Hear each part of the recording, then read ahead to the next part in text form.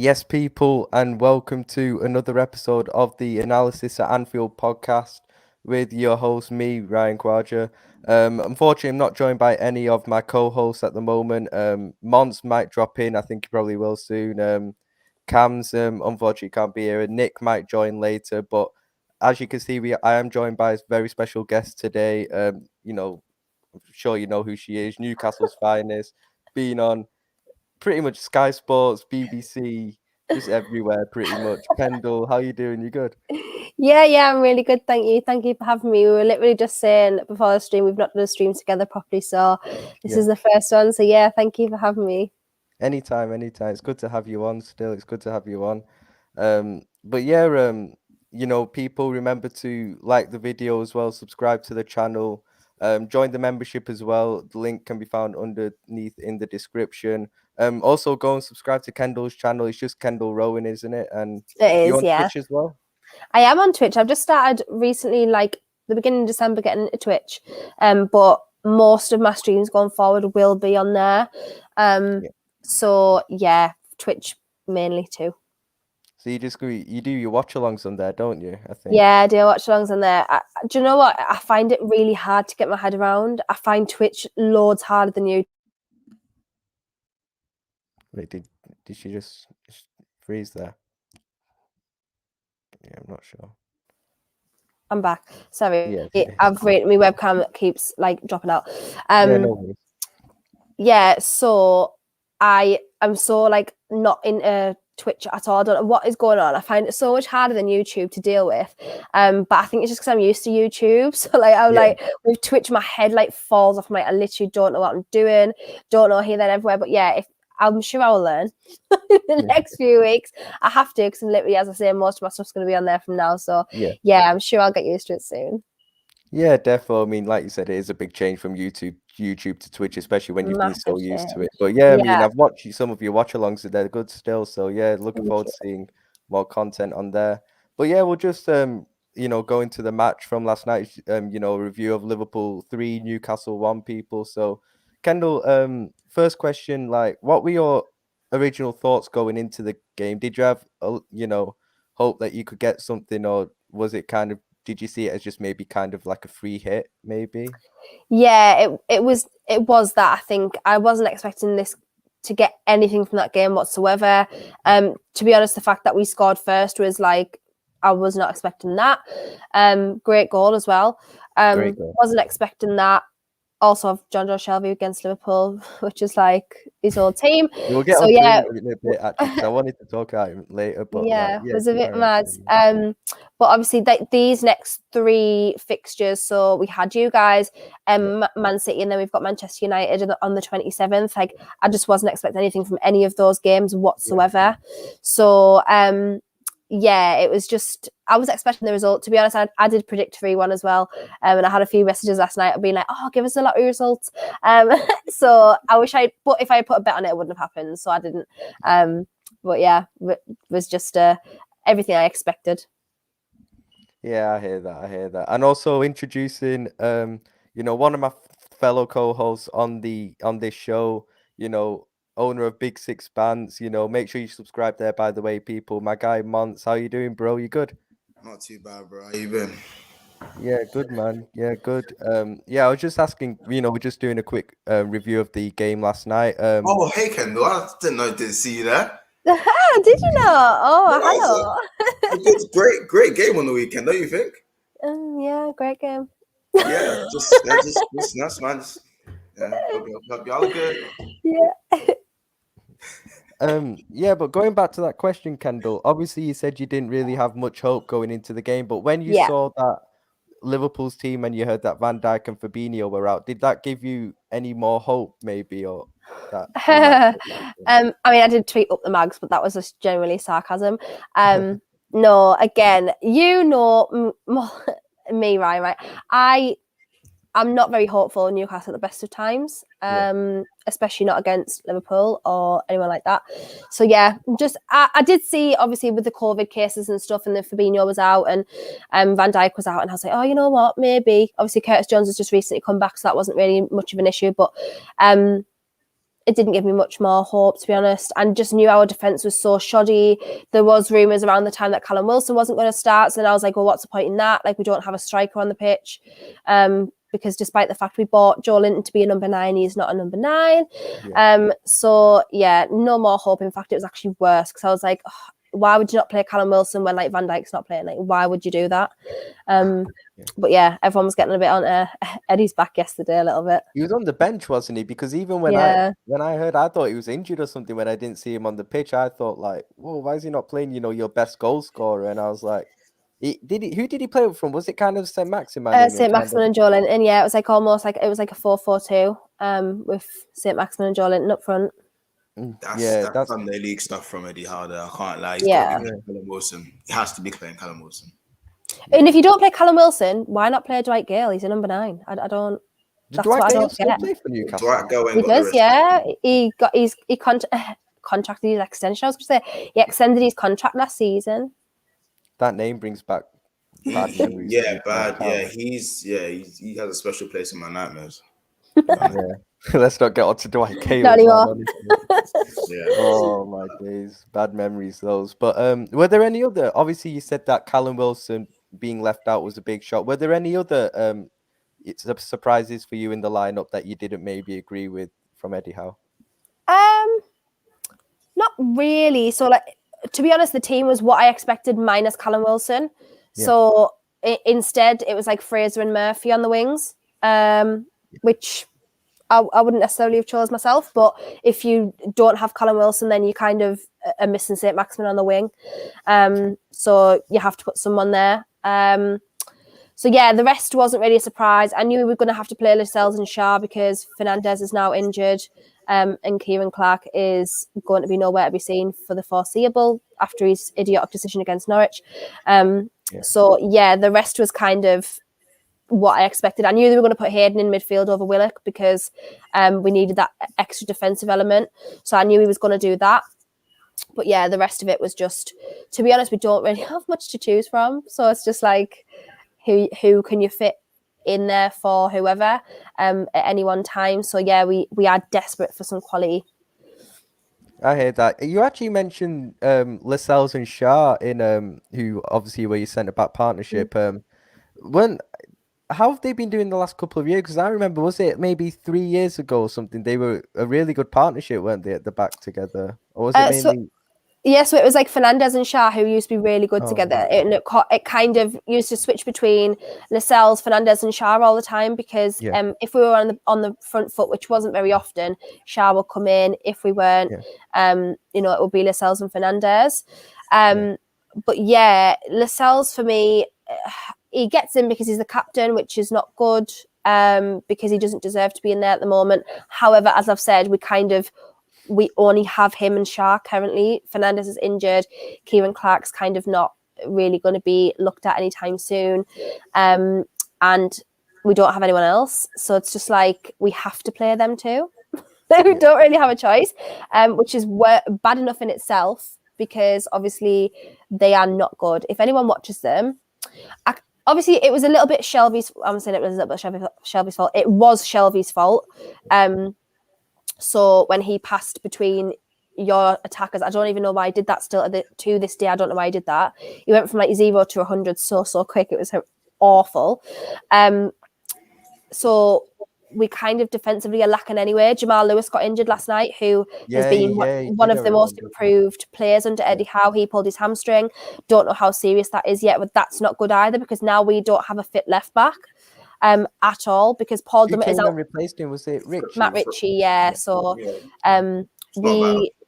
we don't have a fit left back because Matt Ritchie's a left winger, or he can play on the right wing as well. He's just a winger basically, but he's been put in there. Left wing back, I can understand. Left back as a flat left back, I don't understand that. He cannot play there, but we don't have a choice because Paul Dummett is not anywhere near to getting back to playing, and obviously now Jamal Lewis has pulled his hammy. So yeah, we're in a bit of a crisis, to be honest. I would actually, if they said tomorrow, right, we're going to take a break, like we're going to put the Premier League on a break till the end of January, I'm like, oh my God, please. Like, I'm actually begging. I am begging them to stop the Premier League till the end of January now. So keep the window open, but just stop the Premier League so that I can just move on with my life, have a nice Christmas, right? Get some sign-ins and go at the end of January, see where we are there, because Burnley are already have 2 games in hand ahead of us. So it's just I forgot about that. What do we do from this point onwards when we've got Man City on Sunday and Manchester United the game after that? I don't even know what we do.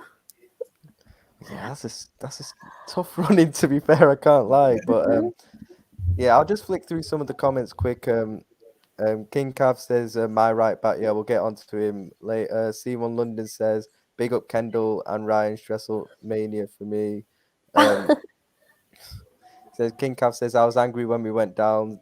I weren't really angry when we went down. I was just a bit like, I kind of knew we'd come back, but because obviously Newcastle scoring early, I think it helped that you did score very early. I think it was weird because you did the same thing a couple of years ago. Actually, was it? You came to Anfield. Williams scored that mad goal. I remember. Yeah, we could do with him right now. He's a left back. We could do with him right now. Done. The rest was big up to Ahmed as well. It says big up Mandim and Geldin. Big up to you. But Mons, we'll go to you actually on the Liverpool side.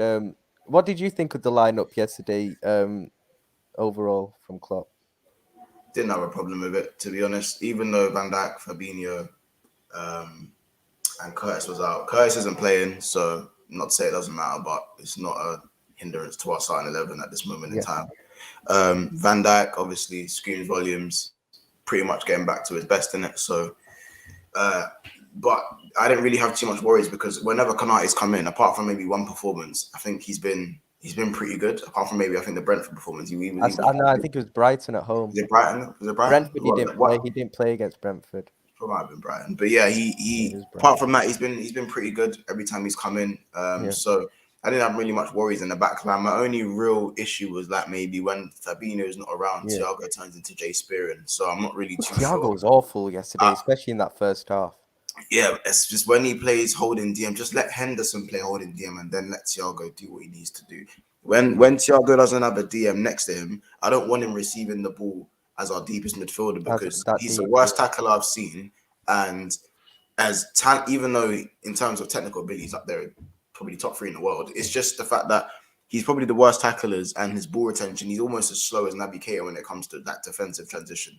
It's not something I need to be seeing. Yeah. So let him go forward and receive the ball in the half-10 in the 8, and we're good in it. But when Fab's not there though, because obviously I think whenever them two are both started, we've never lost.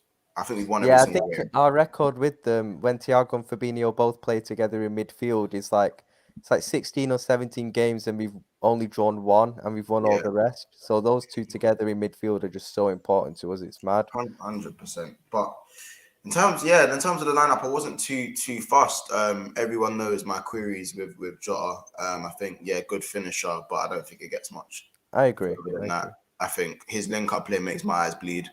Yeah, it's horrible. It's horrible. It makes my eyes bleed, honestly. Now this is crazy to say. In fact, no, I'm gonna say it, man. I woke up looking for. I'm gonna say it. I generally feel like Jota's a good player in it, and he's on the wavelength for Liverpool. But like, if we want someone who's just gonna score goals, I don't see a massive difference to Origi apart from the fact that Jota works hard. Jota works harder. So, or even Callum Wilson. If Callum Wilson, could he do Jota's job, or am I being harsh? Because do you know what I mean? I mean, Callum Wilson's a very good finisher, to be fair. What's his link play like overall, Kendall? So this is a little bit of an issue I have with him sometimes. He doesn't affect the game enough for me. So I know you don't have to as a number 9, and especially in a team like Newcastle that doesn't create many chances. I mean, we have been creating some chances lately, but not enough. And technically going forward, we are not a creative side. We just basically counter attack. That's where we're at right now. So he doesn't affect the game enough for me. He doesn't track back or anything like that. And when we play so deep, that's an issue. But he is I suppose that's all he's meant to be there for. He's a number 9. He's a goal poacher. That's what he does. He doesn't need to be anything else otherwise. But I do see what you're saying. But I think Jota's a brilliant player. I just think Jota's brilliant. But Liverpool. So you think Callum Wilson's better? What are you going to say? I think Callum Wilson is more than what you're saying. Not only because at Bournemouth, that guy's ridiculous as well. his injury record is dumb. Like, the guy's always injured. For me, I feel like the injuries have stopped him from getting involved in the game as much. Well, he did get a really serious ACL a few seasons ago, didn't he? And he has, as far as I'm aware, he has changed his game significantly since that point. Yeah. That's I don't know, innit? I think, again, because you guys say you don't create that much chances in it, so I think he isn't asked to get involved in the game that much. I think that might that's what I'm saying, because it's not someone like Almiron who's like he never shies away from the ball. Like, even if he's having a good game, if he's having a bad game, Almiron is. You see, even Joe Linton probably contributes more over in 90 minutes than Callum Wilson at times. He doesn't score, so he needs to be. At the moment, Joe Linton is actually probably our best player. Do you think? Yeah, at the moment. Currently, I don't think he played that well yesterday, but I don't think it was bad. I don't think he played that well yesterday, but I don't think anybody did, apart from, this is going to sound bizarre, but I actually thought Shelby had an okay game, other than the mistake. So yeah, Shelby and Joe Linton have been like the two most, and Jamal Lewis, obviously, but sadly that didn't go to plan yesterday, have been the most improved players for us since Eddie Howe came in. So, but I wouldn't say Joe Linton necessarily affects the game more than Callum Wilson, because Callum Wilson is there to be our goal scorer. But he just works harder because of the position that he has to play in, if that makes sense. So if he sometimes gets shoved into centre mid, so he has to play there. He's on the wing sometimes, he plays up front. So he's like kind of a utility player at the moment for us. I never honestly thought I would be saying them words in my life, like really genuinely. But do you rate him? Do you rate him? Do you rate Joe Linton, that honestly? It's a hard question, because no, I don't really. I don't, obviously, the price tag's not his fault, so I don't blame him for that ever. Yeah. Like that doesn't come into my equation when I analyze him, because I think like it's unfair on him, because it's actually not his fault that he was worth that amount of money, or we paid it. However, he has done nothing in the last 2 seasons to affect anything we do as a team. He's been a hindrance, more of a hindrance than a help for the last 2 seasons. However, since Eddie Howe's come in, he stayed back in his own time to do training by himself and do different things, which is something we've not seen from him before. When he plays on the pitch, he is one of the hardest working players you have in a team. And as I've said, we've played him in a few different positions, and he's still looked decent in most of the positions that he's played, just not up front, because I just don't think he has the elements of a striker, and that's fair enough. That was our fault for buying him as a number 9. So yeah, I wouldn't say I rate him necessarily, because he's got to stay way more consistent for me, especially after doing nothing for 2 years. So yeah, maybe we'll see what he's like, how he flourishes under Eddie Howe, but we've got a long way to go before I think he's even, worthy of staying at the club, really. I think he's a number 9, just not number 9 for the Prem. Because if he goes to Italy, he was a winger at Hoffenheim as well. 15 goals in Italy, I'm saying. He'll get 15 in Italy. Possibly. You never know. Strikers in Italy are just so different to the Premier League. Like, look at Lukaku, for example. He is like not even like, this is like actually no shade to Lukaku at all, but he is unbelievable in Serie A. Like, he looks so good. He looks like the best player in the whole league when he was there, but he comes to the Premier, and it's just so different. And I honestly, I can't express this enough. If people don't watch like another league outside of the Premier League, you actually don't realise how different the Premier League is, just the intensity, the way that people play, the defenders you come up against, compared to like the likes of obviously La Liga. I watch La Liga a lot. It's just so different, and I don't think people understand that. So yeah, I'm not even saying like you're wrong. Like he could be, but for us, he's just not going to ever be a number 9. He's not going to ever be the guy to score us our goals. Yeah, I hear that. I don't really. I've never rated him in it, but it's just, I think if you're gonna have to utilize him, like if he's all you've got, then I think he is being utilized in the right way, if that makes sense. Do you know what I mean? Because he can finish to an extent. Like, I've seen if he finishes, I'm going, wait, well, he can finish. But what it looks like to me is that he works so hard that when he gets in front of goal, or when he run the ball back, it stops there. Yeah, it does. Yeah. It's then the transition's then too slow, and that's why I said maybe in a different league, because in terms of just intensity, I don't think he keeps up with the intensity well enough. Maybe under Eddie Howe, you know, he'll galvanize that and change that up. That might be a philosophy change that needs to happen up here for him. But yeah, so far, I don't know, innit? I don't know. Yeah, I hear that. Team Callum Wilson all day long. I think you know what I'm saying? That's the guy. If you saw his touch, I like Callum Wilson when he was holding Matip and he just controlled it over his shoulder. Yeah, he's decent at that. Yeah, so then he offers. Trust me, he offers, innit? He offers. No, I do think he offers, as I said, but he just doesn't. If we play deep enough, he's kind of just like lost in the game. That's not his fault. It's just because of the way that we play as a team. Yeah, system. Yeah, I hear that. Yeah, but obviously, so we go into the match now. Newcastle get the early goal, but you know there is one player who I've wanted to talk about for a while, and that is Shelvey. Like everyone knows on this channel how much of a love affair I've got with John Joe Shelvey. Like literally, I love him so much. We actually agree on something, right? I love John Joe Shelvey so much, and me and Flawless get into so many arguments about him. Literally, I rate him highly. He thinks he's shit, but honestly, the goal yesterday just showed how he's got the ability. But what do you think lets him down, Kendall? What do you think's actually let him down from probably reaching his kind of potential? Because he's got so much ability on the ball. Initially, it was attitude problems. Because obviously, if anyone doesn't know, he had to go for anger management counselling and is still undergoing that. And that was a huge issue at first because disciplinary wise, like that was not good for us at the time. However, on his day, he's one of the best passers of the ball, accuracy wise, that you will see as a Premier League watcher. And that sounds bizarre considering the players that we have in the Premier League. But genuinely, the way he controls a ball and lays off a ball is incredible when he's on form. That is the problem though. 90% of the time he's not on form. He has one good game in like 10, if that. And he was really, Rafa Benitez actually really was not a fan at all. And he was kept out of the side for quite a significant number of years under Rafa Benitez. He came in as he just kind of came in as a fringe player and was used here and there. Under Bruce, though, he loved Steve Bruce. Steve Bruce loved him because I think at the time he was the only one that could get a ball forward really. And Steve Bruce didn't know how to play otherwise, so it was just use Shelvey because he just brazed the ball forward, and that's as much as counter-attacking as we go. Under Eddie Howe, though, he has looked like the John Joe Shelvey that I think everyone thinks that he still is, which is really good because he isn't old. Do you know what I mean? He's still only 20. He's 28. Yeah. So he's still got a few years to go. Yeah, he's not finished. He's not done or anything like that.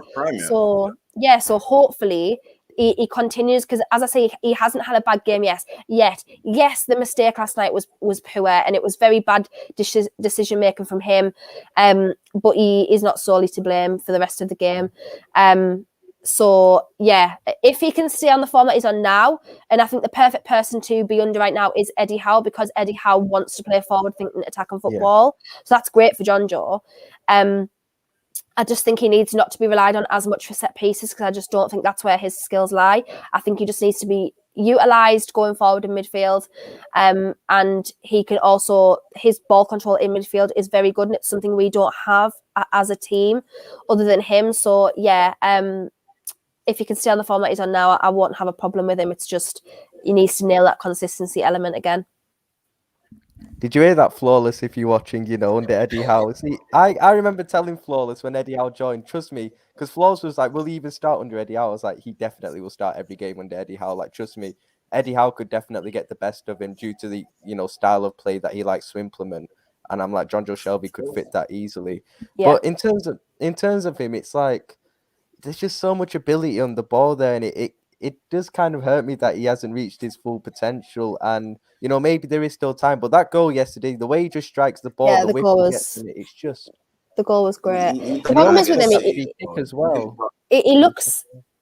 A few weeks ago, he did an interview with NUFC TV, and the interviewer, I still can't believe he did it right. But the interviewer said to him, "What do you think when the fans are saying that you won't suit Eddie Howe?" And he was like, "Why are they saying that?" And the interview was like, oh, it's because they think that you're lazy and like you don't work hard. And like he was like saying it to John Joe Shelby. I was like, oh my God, that is so awkward.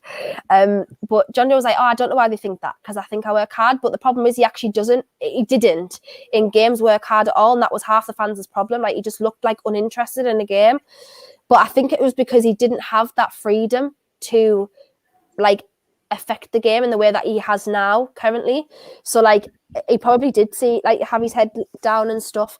But yeah, I still do think there is a player in there somewhere, and hopefully Eddie Howe's the one to bring it out, but I don't know about that so far yet. I think he will. I think, like you said, you're already seeing an improvement in him, and Eddie Howe's not been there for too long, so that's got to be a positive at the end of the day. So he could just get even better, to be fair. Go on, Max, what were you saying, bro? I'm not gonna lie. I think if you're a Newcastle coach, and you wanna, obviously you're coming in and you wanna build a team with the current squad you've got, who else are you building a team around? Because in terms of we're just going from midfield, because right now, like if you look at just solid ability on the ball, the ability to pick a pass, control the ball, to keep it ticking. Not saying you guys are gonna keep possession in the need to keep it ticking, but if you put John Joe Shelby in the Rodri role in a team that keeps possession, he's going to look very, very good, because he's not going to have to do that much running. All he has to do is keep the ball moving and spray the ball over a few wing backs, which he can actually do with his eyes closed. Like, I've seen it, you've seen it, we've all seen. Like, this brother, his long range passing and shooting it's a joke. It's ridiculous. Like, it's actually, it's actually a joke, innit? Like, it's just, again, and even again, you guys are rich now, innit? So it's like,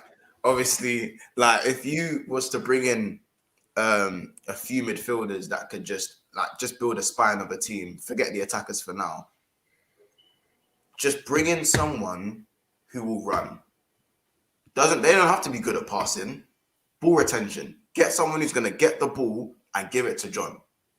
Give it to John Joe, and then the rest is up to him. Do you know what I mean? I know it sounds crazy, but there are actually some midfielders where that's all they're good for, but that's what makes them so effective, because all they need to do is ball retention, release the ball to the technician. He does the rest, because then the forwards are gone. Forwards hit the wings. Do you think maybe he should be playing maybe a bit further forward? Do you think? Because I've always thought he's maybe more of an 8 than a 6, in my opinion. I think it's more of like a Henderson for. I think he's a 6 when he has a partner, but an 8 if not. If he doesn't have a partner, like playing him as the lone 6. I wouldn't have him as the lone 6. Yeah, that's slight suicide. We normally play 4-4-2, so he's going to always be in that, like, not necessarily double pivot, but that 2 in the middle. So and it's difficult because it's like, who do you play? Because I'm thinking, when I look at the team, I think, well, Joe Willock has to play. Like, Joe Willock has to play, and then I think at the same time, I think you lot don't have enough runners. When you lot do the 4-4-2 thing, there's not enough runners in the team. But when you guys had, again, when it was Almiron, Wilson, and Alan St-Maximin running in, like, for me, that is more like, as a team, daunting to think, all right, like, like, be wary in it, because if you leave gaps, these men are gonna run, you know. And if you get a defensive base and just have, I know this sounds like I'm talking like it's FIFA or something, but generally, just from watching him play, and I've watched a few Newcastle games, by the way, because I'm a big fan of St-Maximin, so like I have watched you lot's games, and I just think it's for me, it's just the central midfield area that's the biggest issue. If anything's gonna change right now, do you know what I mean? Wing backs are fine. Jamal Lewis is a baller in it. Wing backs are fine. I think the defensive line obviously needs work, but you've got players that have been there for years. They know their job.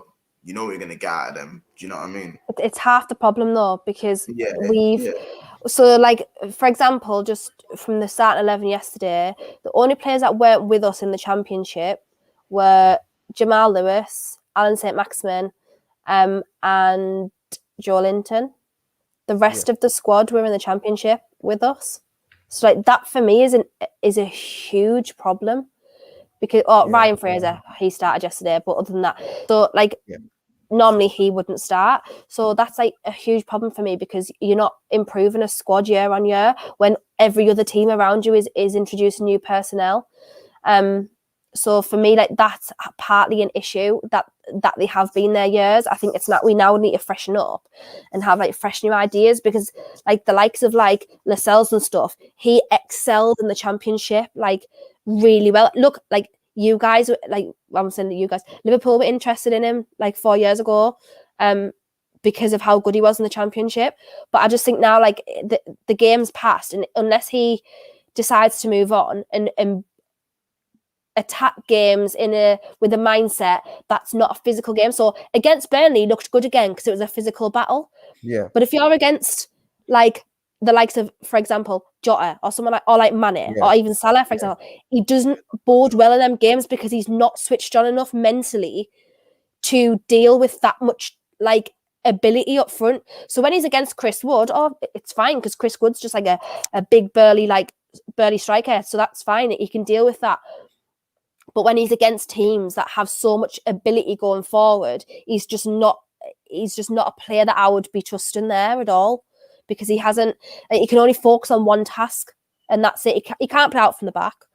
And when you're in a team like an Eddie Howe team who wants to play out from the back and who wants to play forward thinking football, he's not going to be the guy there. But for some reason, strangely enough, it's gone the opposite, because Eddie Howe actually likes him. So I'm just a bit like, I don't really know what's going on there. But yeah, I just think, I do get what you're saying, Mons, 100%. But I just think like it's probably time defensively to freshen up and have better, more up-to-date. He's not going to be here. Centre backs. You guys are rich. No.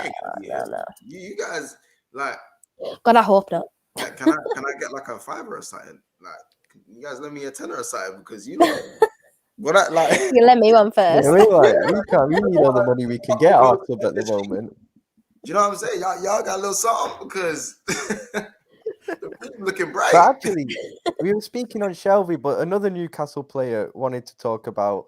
Obviously, I saw you tweet, Kendall, yesterday during the game that you think it's maybe time to drop him, and that surprised me because, like, I think for any opposition team when they play Newcastle, it is always him who the teams look at as the biggest danger man, as the one they have to, try and, stop. But what is his form like at the moment? Is it that bad that you'd actually say drop him? I think it is a case of, because he is the target man and the one that teams fear most, that makes us extremely predictable as a side, because everyone knows that we only have Callum Wilson who scores goals. Everyone knows that we only have technically, creatively going forward, don't have anyone else. So that makes us an extremely predictable side to defend against, because you know who you're targeting and who you need to focus on every game. In terms of saying that he needed dropping, it was if Callum Wilson was not going to be playing, then I don't think St. Maximin needs to be playing up front. It's not where he plays.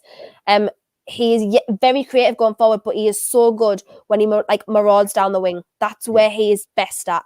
Obviously, Mons is a big fan, so he will know. St. Maximin actually likes playing as a 10 centrally. He's always said that he likes playing as a 10 centrally. But personally, for me, just because he likes playing there doesn't mean for us he's best there, because I don't think he is best there. And I don't think we have, as Mons was saying earlier, I don't think we have a system currently at this time to allow him that freedom in that role there. I just don't think we have it. We need him to play on the wings. So in terms of saying he was dropped, I did clarify later on that I meant if Callum Wilson wasn't going to be available or was going to be rested, then I don't think St. Maximin should be playing, because I just don't think that he needs to be in the front two. That's where I'm at, unless he's with Callum Wilson. He's been he's been a passenger in games lately. Everyone, after the Burnley game, everyone stayed. Not the Burnley game, sorry, the Leicester game. Everyone stayed, clapped the away fans, and he just went straight down the tunnel. Now, for me, that's an issue, because we are in a dogfight, and I love St. Maximin. He's a luxury player that not a lot of clubs can afford, and currently right now we can't afford him at the minute, because he is someone that we really need to integrate in a team and make sure he's an integral part of. But at the moment, we're just not playing that well as a team, so he's not playing well, but his head goes down immediately. As we saw last night, I literally, on my watch along, I said, if he has a bad game now, and within 20 minutes, I said, if he's going to have a bad game now and be ran rings around, he's going to fake an injury about 70 minutes in, and he always does it. It's very predictable. Fakes an injury? as a Newcastle fan, a lot of us said it at the same time as well. When his head goes down and he's not interested in the game and he knows the game's unwinnable, he switches off immediately. He's not interested in that fight there. And for where we are right now, that's like the last thing we need currently. Like we literally need that mentality to be there constantly to fight back all of the time. Playing, by the way. Say that again. So I think Almiron needs to be playing. Yeah, because Almiron like fights and he's a hard worker and he always wants to win, like regardless of the situation. That's not St. Maximin. St. Maximin plays for himself first and the team second. And at the moment, I get that any other time, right? If you're an elite footballer and you can play for yourself and it's like individual brilliance. But at this moment, we literally need to fight as a team because we're in the situation that we're in and we're going to struggle to get out of it. So he's not the player to drag that team up, like out of that battle. He's just not the guy. Ability wise he is, mentality wise he's not, and we need to have both. So that's why I think he's not. I would just personally drop him for the next game. Well, it's against Man City, so you probably wouldn't because he's the only threat we're probably going to have. But I just think he needs to get his mentality right and be, have an arm around him and say, Alan, like, we actually really need you this time. Like, we really need you to fix up. Because he gets the fans. He loves the fans. He's an unbelievable bloke on the sidelines. He's brilliant. I don't know if you saw a few weeks ago, but he gave a fan a watch because he always sees him waiting for him after the games to speak to him. So he went and bought him a £1,300 Tag Heuer watch and gave him it because he was like, I always see you here and I want to give you a gift because of the support. And so he's that sort of guy, and Newcastle fans will love that because we're like a working class fan base and we're the community and like the club is the heart of the city. So we love that about him. But just at the moment, he just needs to have the ability but bring the mentality with it, and that'll help us a lot more. And it'll help him because if he wants to leave and if he wants to move forward, he's not going anywhere in this current state to like an elite level club. He's just not. Because everyone's going to look at his final third, which is not even there at all. And they're going to look at his mentality because he has had disciplinary issues in the past. And they're going to look at that and it's just not going to work for them. But he also did have a really good relationship with Steve Bruce because Steve Bruce let him get away with murder, basically. And he would turn up late to training, or he would have days off, just anything. And Steve Bruce allowed that. So I think he's almost gone like sulking. Is that good? I know that's bad man management, but is that good man management because it brought good sides out of him on the pitch? But I guess throughout the team, it's bad management in a way. Yeah, I think you've got to have the right balance. Yes, you can have discretion in terms of like if you're an hour late to training, okay, once that's fine. Don't just ignore it, just crack on. But like Steve Bruce was training 3 days a week and everyone was having 4 days off. Whereas now Eddie Howe's like got training schedule 5 days a week, depending on the match. Like, do you know what I mean? So I think he's just in a little bit of a sulk mode that he's not having it as easy as he was. Which again, as I said, is not great when we're in the position that we're in right now. So, but I do love him, and I think he's an absolute exceptional player. He's so good, and ability wise, like on the ball, he's phenomenal. But just currently at the moment, we just need him to not be him, be that, and be a mentality monster as well. Yeah, I hear that. How much do you think, let's say if you were to sell him in the summer, how much do you think he's worth, and how much could you sell him for to, let's say, a Liverpool, a United, maybe a Chelsea, even who Chelsea could really do with a player like him. Let's see if it's the same number. I've already got a number in mind. So when he originally signed for us on a 3-year contract, he didn't have a release clause in his contract. Okay. It wasn't discussed. It wasn't in his contract. When he signed his 5-year extension last year, a release clause was entered into his contract. Now, I believe that number is around £50 million. Really? I believe from information that the release clause in Alan St. Maximin's contract, I believe, is around £50 million. Not because I think that it is, just based on what I've heard and what I've been told and information around it. It is around that number. Now, when I look back at transfers that have happened in the past, right, Alex Iwobi stands out for me, right? And that was near enough £40 million, right? Yeah. If I look at Alex Iwobi and Alan St. Maximin, right? Alan St. Maximin is like, not currently, but he is 10 times the player of Alex Iwobi. And Alex Iwobi is nearly £40 million. So for me, if you're us right now, we don't need money. We don't need like Oh Burnley, yeah, oh yeah, like, yeah. like 100%, Burnley, for example. So like Burnley, for example, they need cash. They need significant transfers to go through. We don't.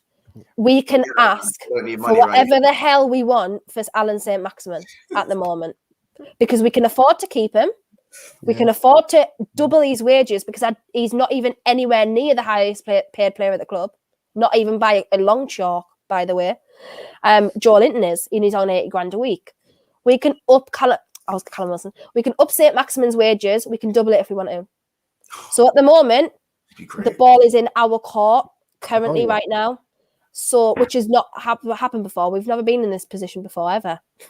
This is just not something we deal with or do at all. So I don't think 50 million is far off what they will ask for. I really, truly don't. And that's not because I think he's worth that or because I think he's worth more or anything. I just think that is where we're at right now. If you look at Nathan Ake, I know that's a centre-back, right? But if you look at Nathan Ake, he was £50 million. Yeah. From Bournemouth. And he's been poor at City. I think £50 million is roundabout probably right. Mm-hmm. Yeah. That's I not hear the number. that. I'll be real. What were you expecting then? 70 million. Were you? I just don't think that's happening at all. That's not saying that's the price he's gonna get bought for. Yeah. In today's market, Alan St. Maximin is 75 M's. 75 M's. Yeah. Base. Like I suppose obviously Pepe 72, wasn't it? But so Arsenal are bums, so it's like Arsenal just got pulled into that. Yeah, but I feel like with Alan St. Maximin, how old is he now? 26, 25. No, he's younger than me. He's my brother's age, so he's 23. Yeah, he's 23. In fact, I think he's 24 in December, like or roughly around about December, as far as I'm aware. 85 M's. I'm up in it. It's July or December. You lot are sugar daddies now. So obviously you can afford to let him go for 50 M's. But before the big boys come in, 85 M's in today's market. You got bums like Pepe going for 72, and the market's risen since then. Do you know what I mean? Obviously, Nathan Ake to City, as I said, the Manchester clubs are going to overspend on players, especially when they get them from lesser clubs. I think that's going to happen. I think there's context to that. But when you got people like Iwobi, of course, going for that sort of price, do you know what I mean? It's crazy. I just think for the talent, the age, he's French, he's marketable, brother. Like, go get your money. If it gets to it, go get your money. Even though you guys, the pit's bottomless. I'd agree with you. I 100% would. I'd agree with you, but I just don't think if he improves his final third quality, right, and gets a couple of goals this season. I'm not even saying like 10 or nothing like that. Just if he gets a couple of goals and shows that he's improving in terms of in front of goal, because I think he lacks significantly there at the moment. But again, that's because he's not expected to do that. He's just expected to create the goals. He's not expected to score them. So if he improves that, then I would probably necessarily I would agree with you. But just at the moment, I just don't think currently like that's going to happen. I think he ain't going to get any better until you give him a few more players. Yeah. We'll see in January, because I don't know where we're going to go from like in January. You know what I mean? So we'll see. Probably Dubai. I don't know, because but I'm just I'm enough jokes. I wish. I'm just glad there's another club with money. I'm sorry. I'm actually happy. I'm happy for the demise of certain other clubs. So if you don't know, me and Arsenal don't get along. Arsenal, right? Yeah, I've got this whole stand Arsenal. Can't wait for them to drop out the top 6. Can't wait. I thought they'd already dropped out the top 6, but cool, innit? No, they have. Like these man, again, if you see what I got to deal with every time on my channel, you understand my hate for Arsenal. Nah, I hear you. But seriously speaking, if he gets a few more players to play around, you will see the real Alan St. Maximin. Actually, speaking on this, Mons, why do you answer? Why don't you answer this question then about St. Maximin? Then would you take him at Liverpool? In a heartbeat. Same, I would as well. I'd replace. You know what? Controversial opinion. I'd replace him with Mane at the end of the season. Mane's doing my head in now, you know. Legit doing my head in when he plays. I don't know if Drifty's watching right now, so I don't know if I'm Mane slander. I'm not really sure if I'm. You know what I'm saying? I didn't bring my bulletproof vest today, so Liverpool fans see this. But yeah, what Mane is? No, we're not going to talk about Mane. Would I buy Alan St. Maximin? Yes, I would in a heartbeat. But I think that the end product thing is not an issue because the end product, if you're getting one chance a game, your end product ain't gonna look good. Yeah. Because you're getting half chances. You're gonna get a clear-cut chance once every 3 games. That's what it is right now. Especially with Newcastle right now in relegation form. They're in a dogfight right now. They're not gonna be creating chances like maybe how it was when they were maybe 13th, 14th. That's different because you're gonna see a few more chances. And that's when we were seeing the best of Alan St. Maximin. But unfortunately, that it's never going to happen, innit? It's a dream mode, innit? But for me, if you got him coming off the left, you're going to get the ball as much as he is. He's going to terrorize, man. There's not many man who can take this guy in a one-on-one. Like, I've watched it. Like, this guy, he fucks about. He fucks about. When he's one-on-one with you, when he stands you up, it's fun time for him. I generally don't think he's trying to get past the player seriously to make something happen. I generally think he's dancing. He's having fun. Even though the higher side of football isn't my strong point, but I'm technically in terms of tactics and watching a player play, that man is having fun in it. Do you know what I mean? That is fun for him. So if he's going to get the ball 20 times a game, can you imagine the damage that brother's going to do? Like, you lot are calling, people think Jota's good. Like, Jota, he's all right, but brother, Jota's a good player. For me, Jota's a good player, and I think Jota's just a good player. He's a good finisher, bro. Jota has too many deficiencies. I'm not Jota's biggest fan, to be honest. Neither am I, and I think it's like neither am I. People think I have an agenda against Jota the way people like you have an agenda against like Mane and stuff. But like I just think Jota's pisses me off, man. He pisses me off. Why did he even miss the header? Nah, he pisses me off a lot of the time. Dubravka's a great keeper. Why is he even missing the header? Like, people, I promise you, it's because Jota has no legacy that he doesn't get the same slander that Mane gets. When I saw Firmino, it was like it was soothing for my soul. Soothing for my soul. Bro, if Firmino's not starting the next game, I'm gonna riot. Bro, I don't need Jota's 15 goals if Firmino's making Mane and Salah get 20 plus. Yeah, 20 each. I don't need his goals, I promise you. Because at the end of the day, when I'm seeing Salah run this way and I'm seeing Mane free as a bird, why are you passing it to Salah when he's marked? I know Salah, if anything, does have the ability to do it, but it's clear as day. Bro, his decision making just. Bro, Jota's just so technically limited, to be honest. That's so technically limited. And I can't even tell you, oh yeah, he'll grow into it. Yeah, he'll grow into it. Game by game, he'll get there. He's been playing. He has the game time. He's playing again. He's playing with elite footballers. He's actually playing with elite footballers. But you know what it is about Jota? It's like Jota's not. I don't even think Jota's got a great ceiling either, because he's never going to be world class. Like I've heard some Liverpool fans say, he'll never be world class because I don't think he's got world class ability or any attributes that could be coached into becoming a world class player. But in terms of St. Maximin replacing Mane, it's just Mane, man. He's just, like I said, he's just doing my head in when he plays. And I just think with St. Maximin, I actually think he's more talent. He's got more natural ability than Sadio Mane. Much more natural ability. Not a chance. What, really? Not a chance. Nah, come on, man. He does. Mane don't beat players like St. Maximin. I love St. Maximin. I'll talk about him for weeks. But he will. I can even put my house in it. I don't think he will reach the heights of Sadio Mane. But what if he was under Klopp's coaching? Peak Sadio Mane. Peak Sadio I'd say that Maximin's got more natural ability than Mane. Natural ability, bro. But what's Mane's falling over the ball most of the time. Now he's falling over the ball. Now, yeah. Bro, he's always been clumsy. Bro. Mane, bro, but Suarez is clumsy. We call it technical brilliance. We call it technical brilliance. Don't talk to Mario Suarez. So I'm sorry, yeah, we're going off on a tangent in it, but we'll agree to disagree in terms of natural ability. I think, yeah, we're not gonna. Yeah. Let's just skip from that. The point is, I'd replace Mane with St. Maximin at the end of the season, 100%. But still going on to the match, obviously the equalizing goal. I know that was a very controversial goal. You know, the head injury. Kendall, what were your overall thoughts on that?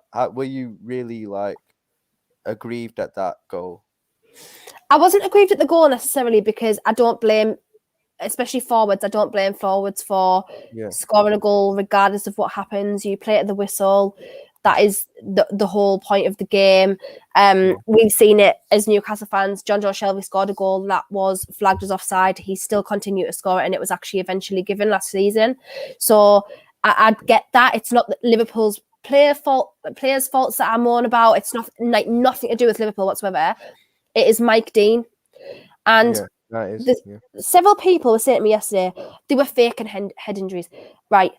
First of all, I didn't say there was a clash of heads on Twitter yesterday because there wasn't. Jamal Lascelles kneed Isaac Hayden in the head, right? And if you look at the stills and you look at the replays, that was literally what happened. That's not us lying. That's not like me saying that just to get a rise or make it in our favour. It's nothing. That literally happened, right? As a person who was not there, you don't know how significant if it was a head injury, possible head injury, you don't know how significant that head injury is. Concussion sometimes doesn't even hit you till hours later. So you can't tell me, well, he was faking it. Actually, hold on. That's a bit of a stretch. I think as a match official, you have a duty of care to make sure that everyone on that field right now, because you are technically in charge of that game, everyone on that field is in the best health under your watch. If you think there's a possible head injury, and I understand, right, why he didn't blow in a sense, because obviously it was a game, they were playing advantage, and I get that, so I'm not blaming the Liverpool players.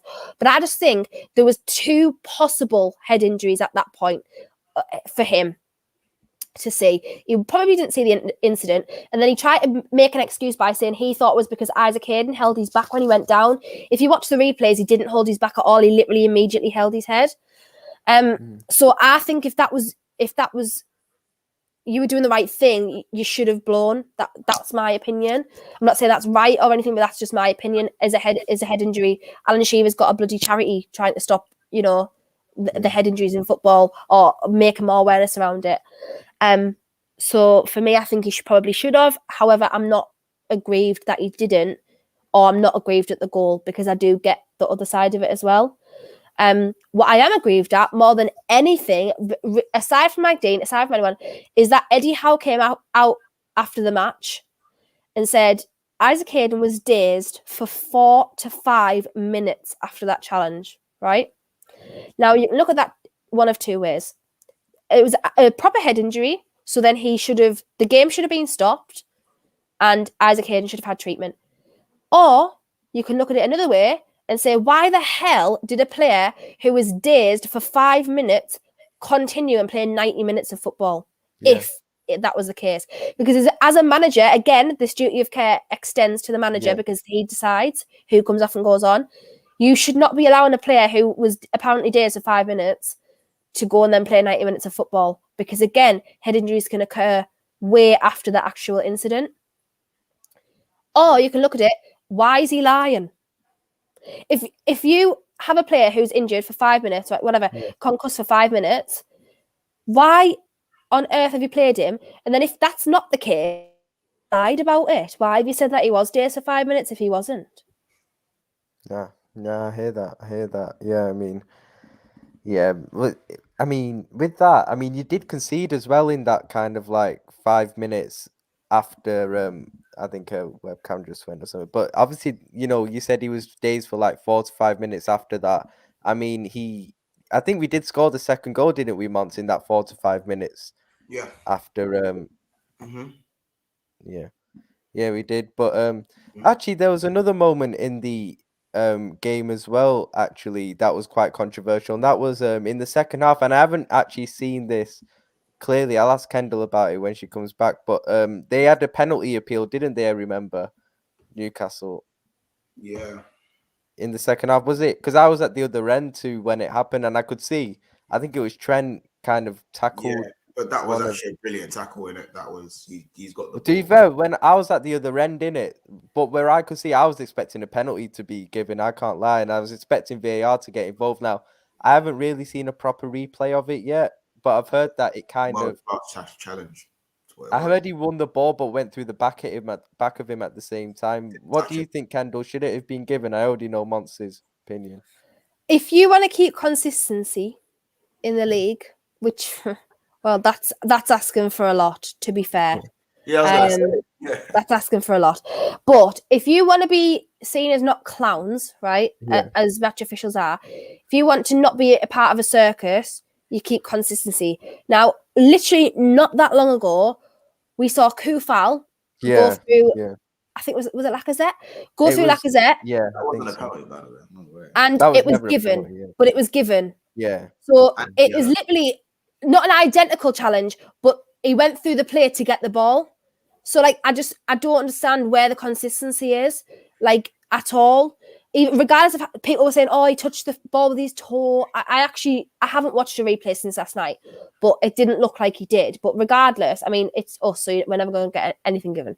But you just need to keep the consistency, and then I will stop clowning referees if they continue and give the same decisions all of the time. We saw another one like Sean Longstaff, and it just got a high leg. It was never given, but then you see the likes of Griezmann get sent off in a Champions League game because of a high leg. It's just ridiculous. You just need to. I know that's a little bit different because it's not an English referee, but it's just like you need to keep the consistency, and that's what I get frustrated at. It's not even like because it was a penalty, a stone wall, or anything like that.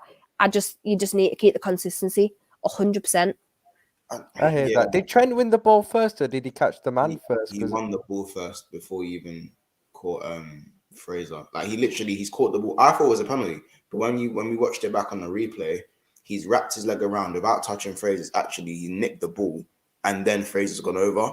But I can see what people are saying with the Kufal tackle because I was vexed because I don't really like Kufal as a right back, and I don't like Arsenal. But even though they deserve to win that game, that was never a penalty. And if you are going to give a penalty, how dare you give a yellow card? How dare you? Yeah. How dare you give a yellow card? That is a joke. Like, consistency will never be. There will never be consistency in the game for as long that. Yeah, that is a massive ask in it. But I just feel like I know Kendall where you're coming from because there's certain situations in the Prem all the time where normally I wouldn't appeal for the pen. Like you wouldn't see me appealing. Like I'm pretty sure if the Kufal tackle doesn't happen, you're not appealing for that penalty. You see the replay, he gets the ball.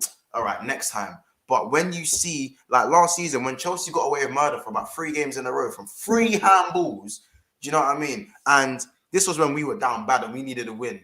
And I've seen Kante go like this. The ball's grazed his hand. Usually, I'm not appealing for that. But when I'm seeing handballs getting given left hand, right, and center, now I'm appealing because I'm seeing it getting given elsewhere. So why am I getting a blind? Yeah, 100%. That's what it is. Do you know what I mean? It's like you never know when you're in a relationship, but like the person you're with is crazy. So even though you're not crazy, it's forcing you to now be crazy because the person you're with is crazy. Do you know what I mean? Otherwise, the balance in the universe just messed up. It's kind of what it is. You know what I'm saying? Not the greatest analogy, people, but you know what I'm saying. But yeah, I understand like Newcastle fans' frustration with that just because of the consistency. It's just shit. Yeah, I hear that. Yeah, but well, obviously going to the final goal of the game as well. That screamer from Trent, man.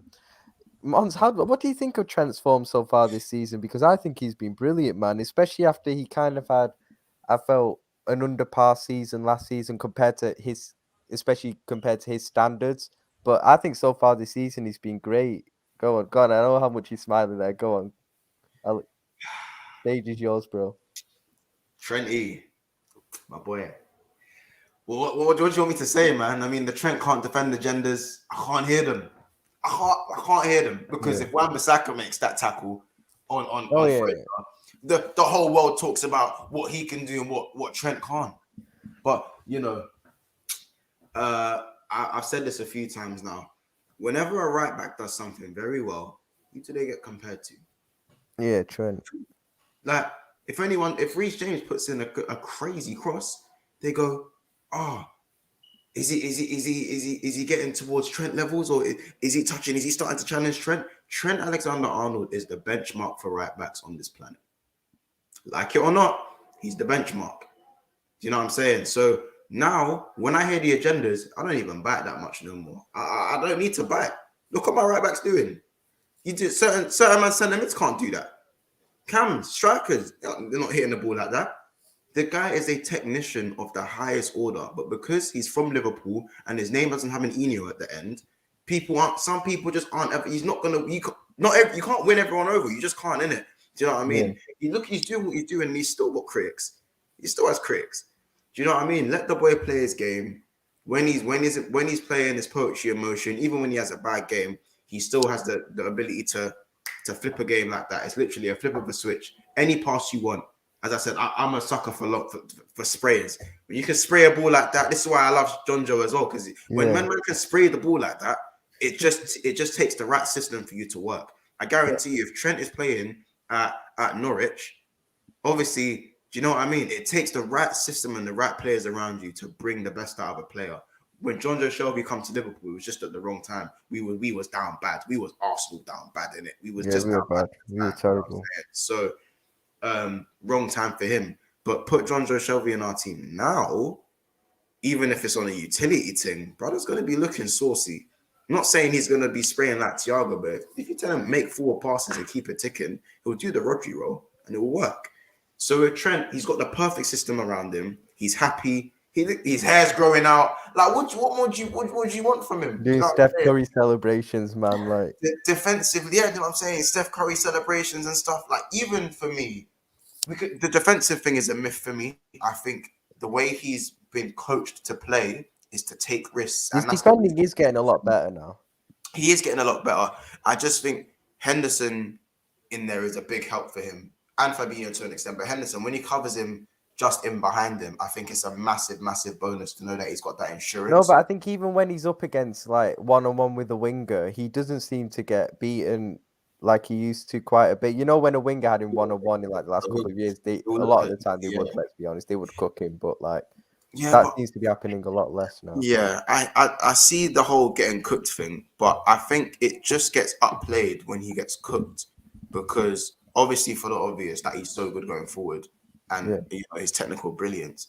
But because he's quite nonchalant in his style of play, it looks like he's not trying.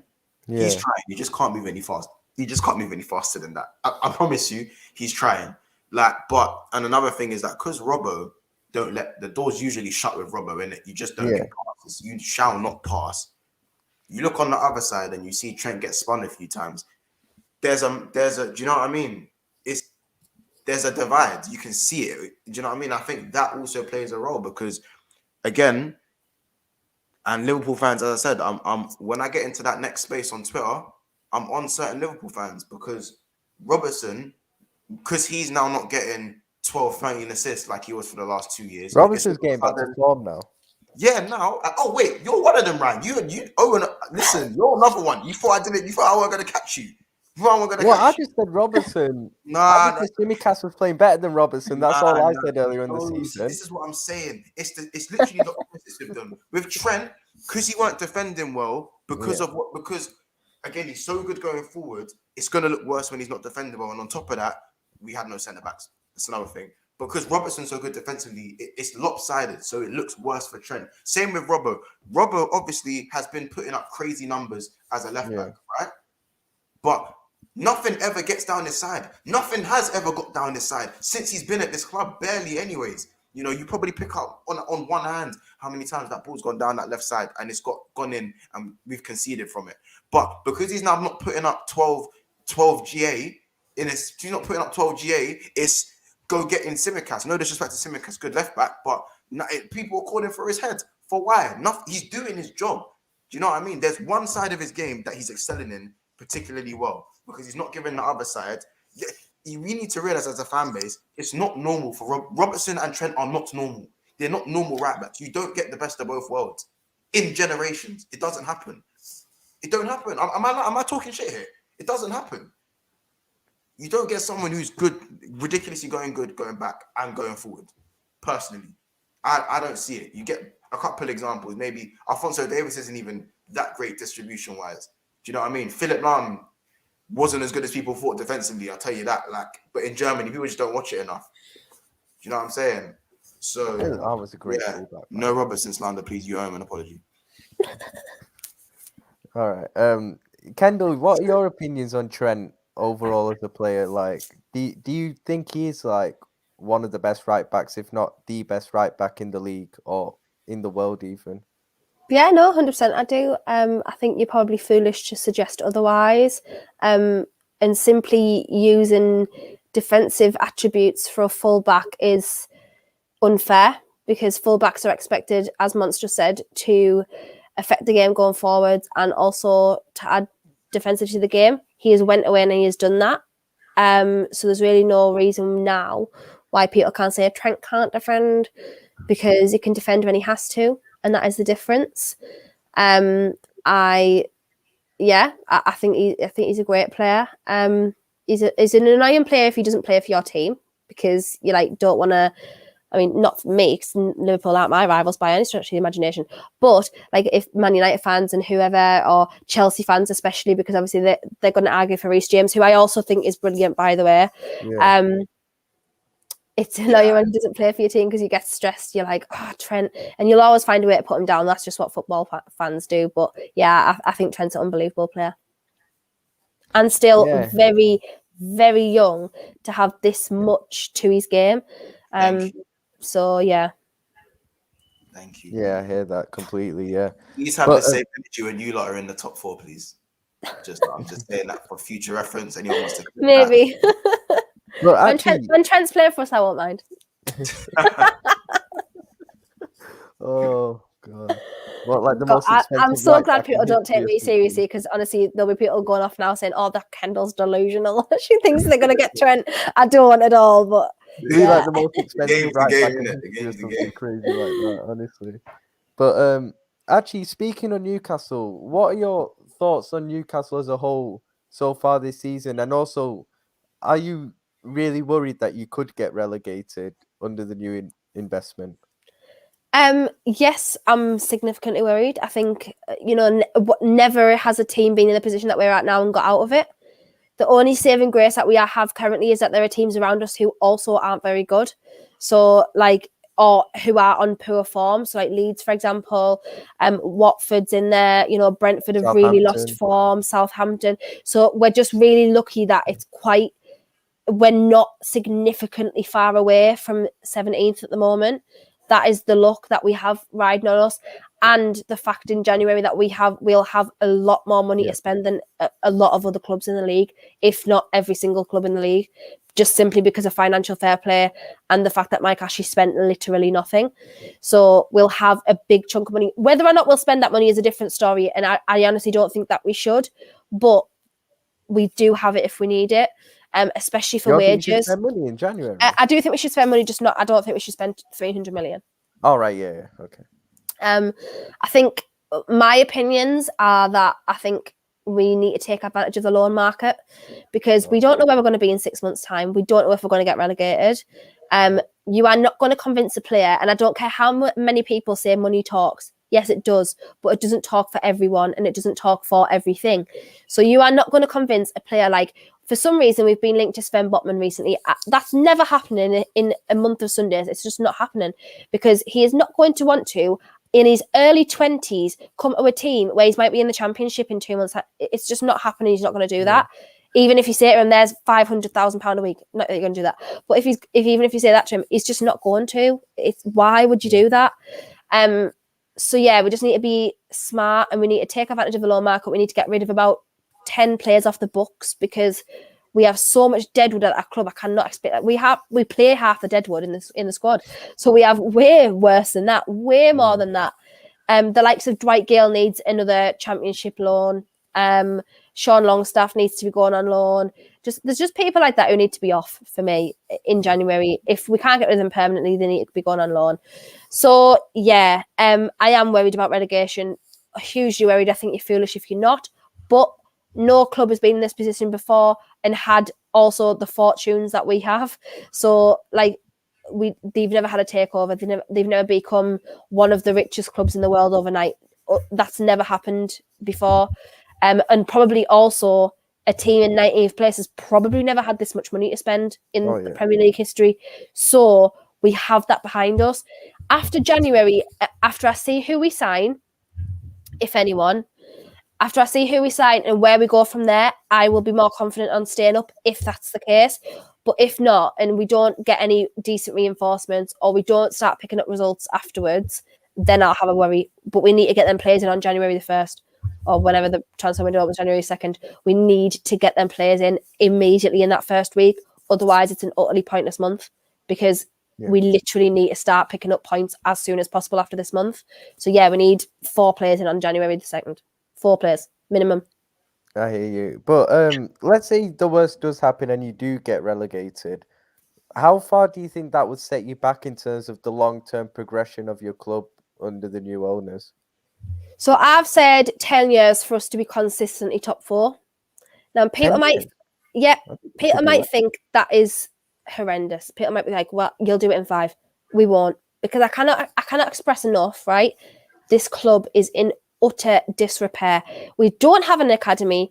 We got rid of all of our contracts to Chelsea and Liverpool for the local grassroots clubs. So like Wallsend Boys Club, Fulwell Juniors, that the likes of Jordan Henderson came from.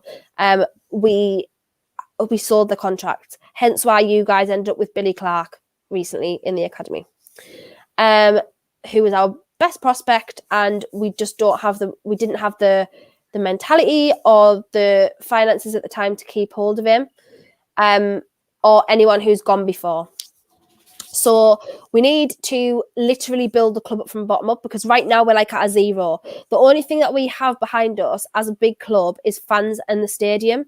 Other than that, just in general as a club before the takeover, we had nothing. We don't have a decent training academy. We don't have a decent player academy. We don't have like a youth system that's correct. We don't have a reserve system that's correct. We don't have a backdrop of people who are performance analysts, scouts, sporting directors. We have none of that at all.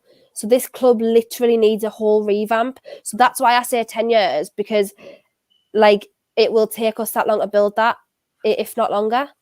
I think we might win it if we put money behind us. We might win a trophy in 6 years. And that might be the League Cup, FA Cup. Bloody hell, I'll be over the moon if we get to a final in 6 years. I cannot explain. I'll cry if we get to a final in 6 years. Like, I will actually cry my eyes out. I've never seen that for us before, apart from in the Championship.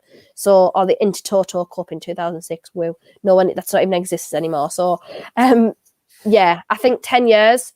If we get relegated, that adds another 2 years, because you have a year out of the Premier League where you can't really do anything. You're not going to sign the players that you want to progress in the Premier League. And then a year after that, when you come back up, if you come back up, you're then going to have to rebuild the squad again, because you're going to want to move forward and progress with a better squad. So that puts another 2 years onto the plans. So obviously the owners have said between 5 to 10 years for a Premier League title. I think 10 years is what we're looking at, a bit more, 100%. I hear that, yeah. Mons, to you now. Obviously, we got another 3 points. I think that's our 6th win in a row in the league. I might be wrong, 6th or 7th. I don't even know. 1 point off Manchester City, 3 ahead of Chelsea, and best goal difference, I think, in the league as well. I think it is. But how are you feeling about Liverpool at the moment in terms of our title chances this season, bro? Don't let what you think is squad depth deceive you. That's what I want to say, because everyone wanted to talk about how bulletproof. In fact, you know what? After this, I'm running back the clips. I done told people Chelsea aren't as bulletproof as people think. Yeah. People think people on the Chelsea train, choo doing all that foolishness for the Chelsea train. Good up until, but now it's the business end of the season, the business side where it gets sticky. Chelsea don't actually have experience in winning the league in a few years now. Do you know what I mean? So yeah, you can talk about the squad and that, but people were looking at leaky Liverpool, no squad depth. They don't spend no money. Now look. See what I'm saying? Do you see how that works? See how that works? So now the most goals, best goal difference, highest goal scorers, 3 of them in the top 4 goal scorers. Look at the assists. That man like Pogba been on 7 assists for like, what, since August? Like, as I said, the real shine through. I'm not saying Chelsea are going to fall off. They're not going to fall off. Comfortably third in my Yeah, opinion. they'll be comfortably third. Yeah, Yeah, they'll get back. I'm biting because I can bite while I can. But Yeah. you know, I just generally think that people really did sleep on us. I know it was leaky Liverpool. It was leaky Liverpool for a bit. Van Dijk not back to his best. Robertson not getting assists. Well, I'd say it was before the international break. We were looking quite leaky, but since the international break, it's been. But We've bro, looked so what much do better. people expect? Like, this is probably broad to say, but it's football. There are going to be games where you concede 2 and 3. Let's be honest, we barely concede 2 and 3. But if we do concede 2 and 3, it's a massive issue. We do not have the best defense in the league. Do you know what I mean? Let's be honest. I'm laughing at Chelsea, but they have the best defense in the league right now. Do you know what I mean? We do not have the best defense in the league. You could argue it, to be fair, because now we can. Now we can. I mean, then we couldn't, but now you could argue: do we have the best in the league? We got the joint that's most amount of reactionary clean because sheets. we're in a good phase and Chelsea are in a bad phase. It's so easy for me to say that because we're playing well. Like, next thing, I guarantee we concede 3 next week and Chelsea go and keep 2 clean sheets in a row. The argument flips.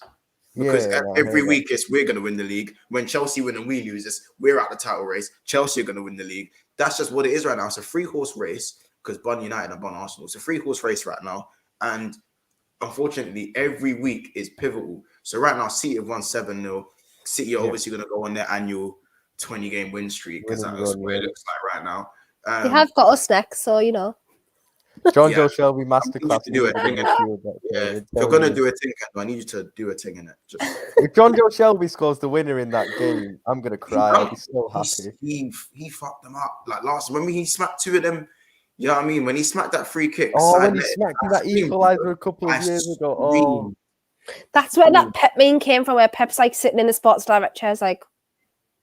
Yeah, because what can you say, innit? What can you say to goals like that? But similar position actually as well when he scored against us. Yeah, it was the similar whip he got on it as well. Yeah, man, could have. Yeah, but what was I saying? Yeah, I'm happy. Again, we can be on top of top goal scorer, clean sheets. We can have all of that, but the one that matters is the one in the Prem. That's the one that matters. You know what I'm saying? And I feel like we're in the right direction. Players are coming back. Naby looked really good. Naby looked good when he came on. Bobby was driving forward as well, rather than just getting the ball and laying it off. We became so much better when Bobby came on yesterday because I thought in the second half. Of course we did. I thought the second half we were at up until until Bobby came on. I actually thought we weren't playing too well. I thought, we were having possession, but we weren't really doing much with it. Attacks were breaking down. But then when Bobby came on, we started creating more chances, and then eventually got the third. And bro, it becomes cohesive because we don't have 3 goal scorers. That's the problem with most people. The balance is just so much better. Yeah. When you have 3 goal scorers, like, what do you expect is going to happen? They're not going to pass to each other at the right time. They're not going to. Do you know what I'm saying? When you have someone who's willing to sacrifice themselves, that is, and you make your attack cohesive. What has won us trophies what has given us the best attacking balance that we've seen in years? A cohesive front 3 where not everyone is a goal scorer. Do you know what I mean? Yeah. So that for me is that's the style of football that's winning people things these days. Do you know what I mean? If your false 9 is still chipping in with goals, then you're just you pulled the luck of the draw. Do you know? Then you're baking in it like. But realistically, even if they are getting 5, 6, 7 goals, if the 2 others are getting 20 plus, it doesn't matter. It actually doesn't matter. The midfield will chip in here and there with you. More likely, it doesn't matter. Look at Man City. They don't have a striker. Everyone is chipping in with goals because they're playing through each other. You give me 3 goal scorers, and they're going to be a detriment to each other. You'll get your individual brilliance, or you end up with bums at United. They're not bums. I'm being buried. You end up with players at United who are just trying to score. They are just trying to score, and that is to me, it's only going to work 1 in 3 games. The other 2 games when someone sits low and now you're struggling to score, then what? Yeah, I hear that. So, but Kendall, what's your opinion on the title race at the moment? Do you think that Liverpool have got a very good chance this season? I do, absolutely. I think that even regardless of Chelsea being a little bit away from you guys, not that much, but a little bit away from you guys, I think it's definitely still a 3-horse race at the moment. Obviously you can't discount City. They always have the minerals to do what they do and go on unbeaten runs and get to the title, even without a striker that everyone said they so needed. That clearly didn't happen, and they don't need one. I think Liverpool's form is exceptional, and as long as everybody stays fit and up to the level, then you guys will be absolutely fine. Chelsea seem to have dropped off lately, but that's because they went on such a good run and we're playing at 100% intensity at all times. You're going to have a dip in form at some point. So yeah, I definitely still think all three teams have a chance. And it'll be very interesting because it is still very, very, very tight. So it'll be interesting to see what anyone does in January, because that could just change the whole outlook of things. So yeah, it'll be very, very interesting. Yeah, I hear that. Yeah, I hear that. I'll just quickly address this comment. Brush says that, and seeing as this is a Liverpool stream, December 14th, so 3 days ago, marked the first anniversary since the passing of Gerard Houllier. Thoughts with his family and loved ones. Yeah, R.I.P. to Gerard Houllier. And obviously, yeah, thoughts are with his family and friends. Great manager, won, multiple trophies at Liverpool, and yeah, it was sad when he died. You can't believe that was a year ago now, to be honest. Yeah. But I can't. I feel like it was only a couple of weeks ago. Bloody it's hell. mad, yeah. It's just time's going so fast now. Time's going so fast. But actually, Kendall, there was a question for you earlier on in this stream. Actually, I'll just try and get to it. It was about Atletico. Actually, I'll just try and find it. Oh, I probably think, about the Champions League draw, was it? yeah, it was. Yeah. What are your thoughts on? Yeah. Here we go from Lion Sniper. Kendall, you happy with Atletico getting Man United? I'm happier, if that's a thing. Not happy, but I'm happier than I was with Bayern. Yeah.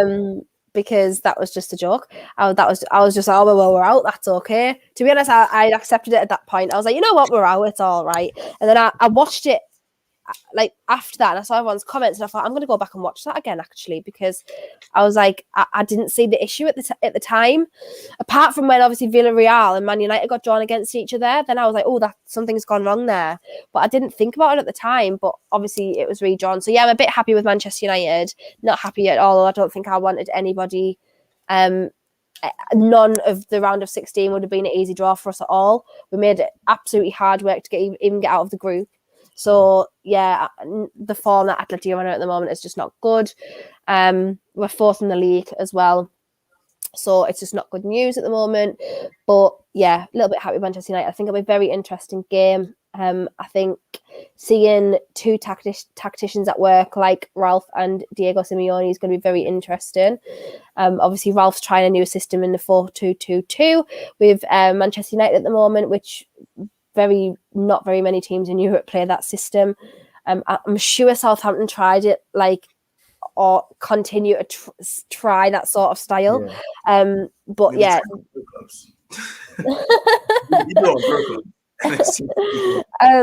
So yeah, it'll be very interesting. I think it'll be really, really good tie. But how are you guys feeling? Because obviously I know you went from Salzburg to Inter, so that wasn't the best of things, but I still think you'll be okay. Yeah, I mean, obviously, when we got Salzburg, I was even though Salzburg are actually they actually try and play football. They actually do try and play on the front foot, so that would have worried me a bit. But obviously, I would have been much happy with Salzburg over Inter. But then again, I thought Inter at first when we got them, I just wanted anyone apart from PSG. To be honest, I was just saying I'd be happy with anyone apart from PSG. But I think Inter are probably the best after that we could have got in terms of the hardest opposition we could have got after PSG. So I mean I looked at Inter's team. Obviously they don't have Conte in charge anymore. They don't have Lukaku, but they got Martinez, they got Brozovic, they got Barella. They've still got some decent players in there that we'll have to be wary of. But I think over 2 legs, I still expect us to go through fairly comfortably. So yeah, I think we should the AC still Milan get through. treatment. I don't think they'll get the AC Milan treatment. I think when they come to Asgard, it's just going to be a long day. And you know what I'm saying? I think Champions League nights, as I said, like people that still don't know how to deal with the Asgard pressure. So, you know, I do have one quick question. I'll try to keep it short. Kendall, the thoughts on Sal? What's your thoughts on Chelsea fans calling Sal like the worst loan signing ever? Like they're really laying in. They hate him, yeah. Yeah, he's getting it hard, and I think he's only played like 5 times. Yeah, he's not played a lot. He's not. That Played man a lot. He's been hooked at half time for 3 of those games, so that's not good news. Yeah, you know what? I get it. I warned everybody prior to him moving to Chelsea, and everyone wanted to do streams and ask me about him, and I said, he's a fantastic midfielder in La Liga, right? He is a utility midfielder. He has played over 6 different positions in his career and averaged a 7 amongst them all, like a 7 out of 10. He was fantastic for Atleti, and he is Atleti through and through. Sadly, I didn't think his physicality was going to be enough for the Premier League, and I've been proved absolutely categorically correct with that. He doesn't even look like fresh on the ball anymore. He's not understanding the game, the way that the game's flowing at times. He just doesn't even look all there at the moment, and it's like a complete and utter drastic change from when you see him in the Liga. And this is obviously going back to my point earlier. A player in the Liga can look fantastic. You take him to the Premier League and he could look absolutely dog shit, but that's just because it is just so different. It's so different. I don't think the way that Tuchel introduced him to playing was great, because it immediately knocked his confidence. So he was introduced like immediately when he signed, he started, and that was not a good thing for me, because I just think from that point onwards it was never going to go well at all. But yeah, I just think it was probably in everyone's best interests to send him back to Atleti in January, and just terminate his contract mutually and just move forward, because the abuse that he's receiving as a person, you cannot withstand that much abuse, because it's actually incessant at the moment. It's really bad. You just can't. I just think it's in everyone's best interest to send him back. We kind of have a little bit of an issue at the moment with injuries, so I'm not even being funny, but he can actually just walk back into our squad tomorrow, not because he's good, but because he's just so familiar. So yeah, I just think that's probably the best thing to do, and I understand why Chelsea fans aren't happy with him, really. I think Chelsea fans aren't happy with him because, again, it's not the shiny new toy. Like, if they're not happy with Sal, then they need to talk about Lukaku a little bit more. Just double standards, in my opinion. But again, with Saul, I think similar to Thomas Partey, you can't throw these guys straight in. Man, by the way.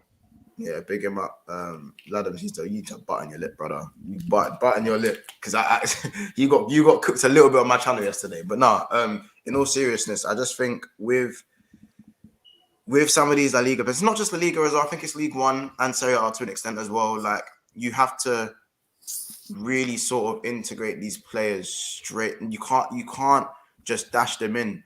Fabinho got dashed in for 1 game against Arsenal, and he looked awful. I can't lie. I was thinking, what have we just bought? This brother's looking off the pace.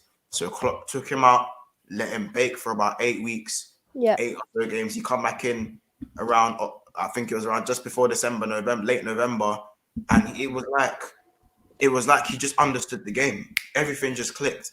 So with Fabinho, I think from what I remember, he came in the summer. Klopp barely played him for the first 3 months, and he played him away to Arsenal. He had a fucking disaster. Yeah, it was.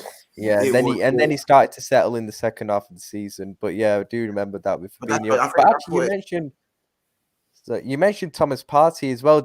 Kendall, do you think that's kind of the same? He's suffering from the thing that Saul's probably suffering from in the Premier League. The thing is, right, I saw this comment on Twitter yesterday. Not the one I'm going to make, but it was an air of it. Simeone, right, is probably the most renowned manager in the world for playing systematic football. If you don't fit into a Simeone system, hence it's almost like João Felix syndrome at the moment. If you don't fit into that system and do the job that you are told to do, you kind of may as well just not even be there, because, and not even defensively, because we completely changed the system last year. Our offensive and defensive outputs were almost equal last year.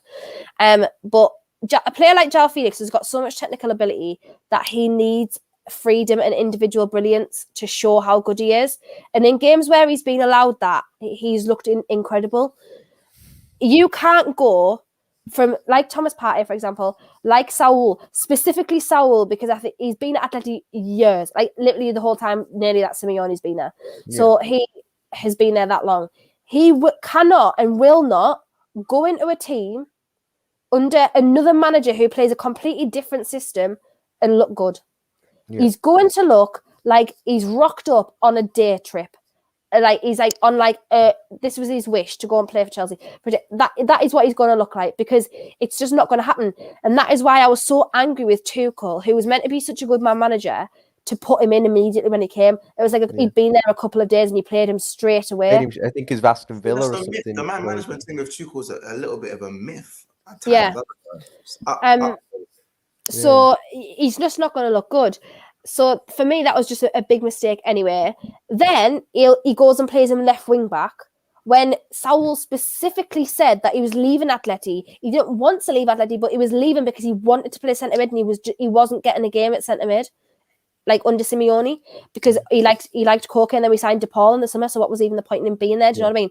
So he said he specifically wanted to leave because he wasn't going to get in the role to play the role that he wanted to, and he didn't like being played as a wing back because there was two other people on both sides ahead of him there. There was Trippier and Llorente on the right hand side, and there was Carrasco and Lodi on the left hand side. So he wasn't going to get a game there either.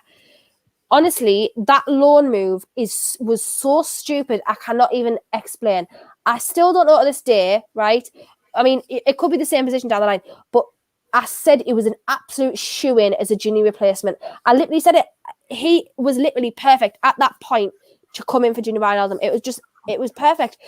I mean, could be talking about Liverpool if it was a different situation. We might not have made it at Liverpool, but however, that Chelsea move to go and sign a midfielder, right, was just a very idiotic decision. It was just silly. I still don't get it. And it all went wrong from that point.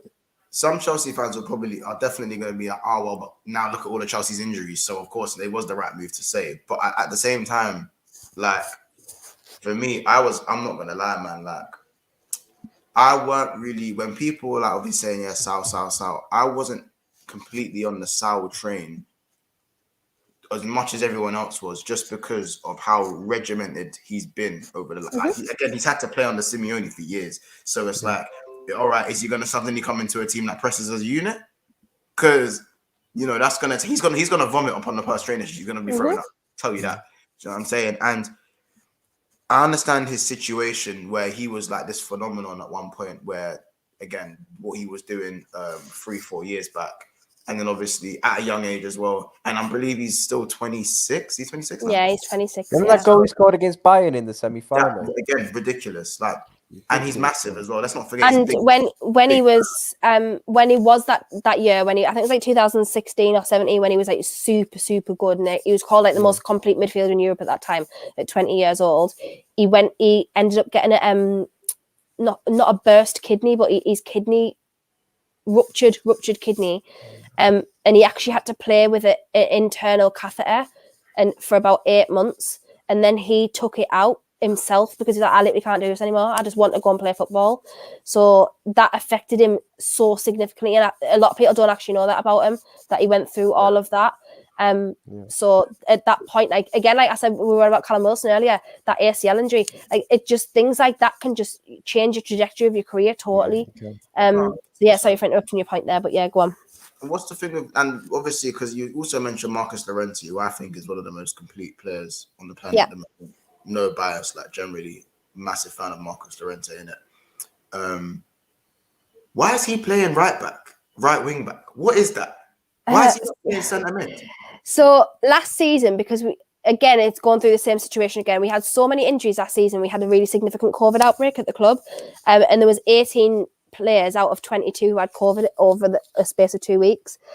So Simeone tried a 3 at the back system with 2 wing backs, and at that time Trippier was banned for 10 weeks. The only player that could play there, because Vasalico was injured as well, the only player that could play there at the time was Marcus Llorente, and we had enough cover in centre mid for Marcus Llorente to then go and play right wing back. So he kind of just slotted in there, and then Simeone liked him there for a bit. So he now like acts as cover. So this season, Trippier has had a shoulder injury. So he's been out for a number of games. He only came back against Real Madrid. So now Marcus Llorente is just being expected to play right back because he's too good he's to be played there, but he's just no good there. You're just wasting a player playing Marcus Llorente at right back. You're just wasting him. It's pointless. So I do hate it as well. It really does frustrate me. But yeah, that's why. Just confusing. Fast. Why is he so quick for a centre mid? That's just not normal. I know. He's good. Just a final question before we close out. It's just from Statman here. For you, Kendall. Thoughts on De Paul?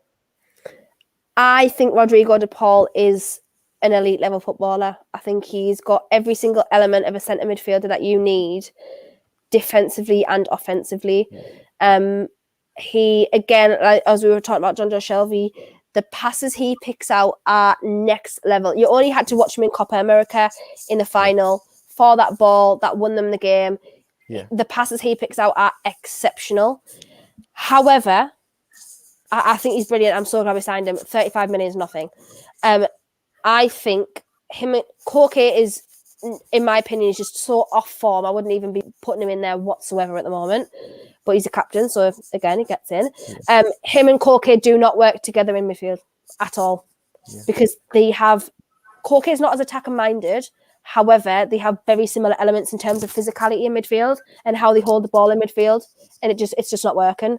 He needs to play like next to Lamar, like for example, because Rodrigo De Paul can do his midfield, dancing in midfield, and he can hold the ball and he can play the ball forward. And Lamar can go off and do his thing because he's more attacker minded as a forward as well as an attacker midfielder. So he needs not to play next to Koke because that is not and does not work at all. So yeah, I think he's fantastic and I really like him, but I really need to see him with someone else in midfield. Maybe take Partey back. No, I don't think so. I don't think so at this point. To be honest, I'm laughing, but it's like not even funny because Lacazette's been linked with us for about 3 years. Lacazette's been linked to Atleti, but even before he moved to Arsenal, I think. Literally, absolute joke. That never happens, sort of thing. It's like one of them teams that always has someone that you think is going to go, and they never do. Like literally, Lacazette. Like it's always Lacazette every single year. I don't even know why. But yeah, I love De Paul. I think he's unbelievable.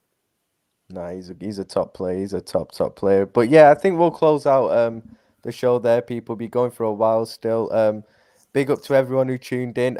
I'll let you guys plug, any your socials, any streams you got coming up your channel. So I'll go to you first, Kendall. Anything you want to plug?